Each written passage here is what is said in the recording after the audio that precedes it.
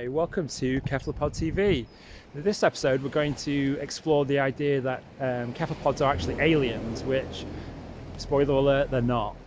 But we're going to discuss the evolution of cephalopods, and what better place in the world to think about cephalopod fossils is Kimmeridge Bay on the Jurassic Coast in the UK.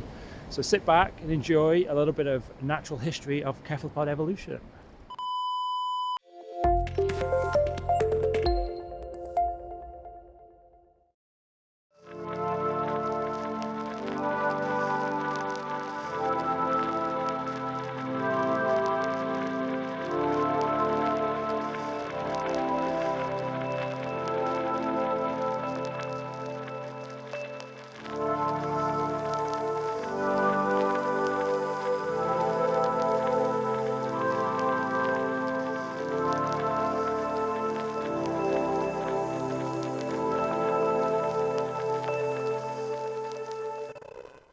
You're probably all familiar with this very common cephalopod fossil, and you may already know that this is an ammonite.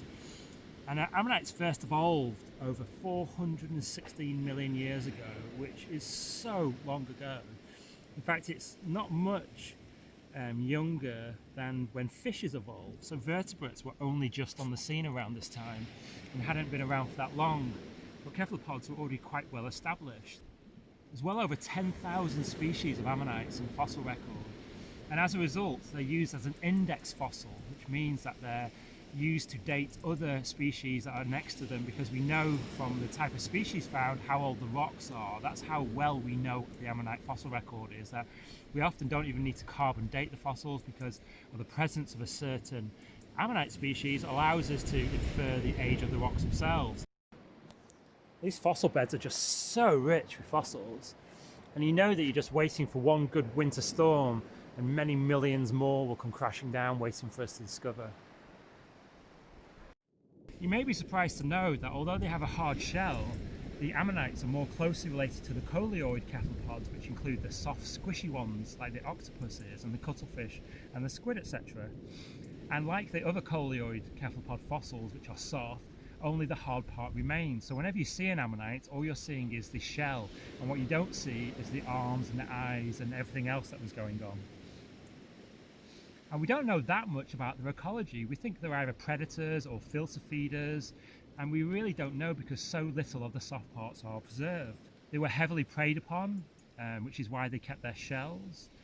They were preyed on things like mosasaurs, which were giant marine reptiles. Ammonites went extinct at the same time as the non-avian dinosaurs, so around the KT extinction event, roughly 65 million years ago. And it's a real shame, because I think I'd love to see them in our seas today.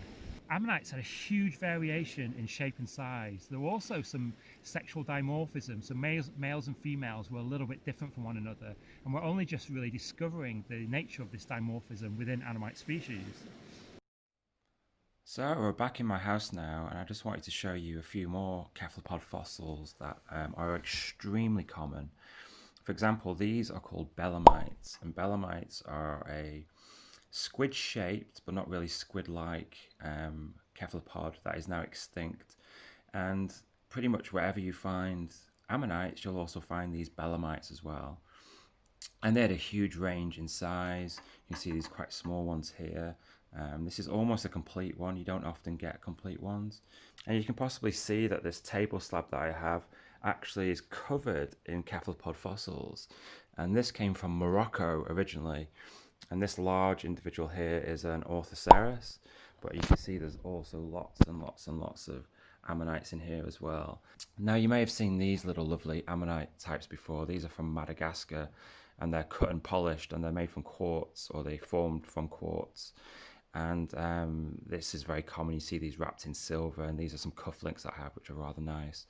But ammonites also come in different sizes and shapes as well. Some of them can be flat, others like this one can be chunky and three-dimensional and pearlescent, so you can see that it's slightly reflective of the light there. Ammonites may often come in prints as well. So that gives you an idea of the different types of fossils that cephalopods can be found in pretty much by anybody. Wherever you find marine sediment fossil beds, you're probably going to find ammonites there, and maybe belemnites too. Now, I'm sure many of you have seen pebbles or lumps of spherical rocks like this on the coast.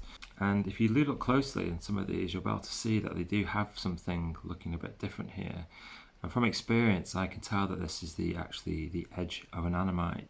Wonderfully, if you crack this with a hammer, the right type of hammer in the right place, you open it up inside and you see two lovely impressions of a lovely ammonite.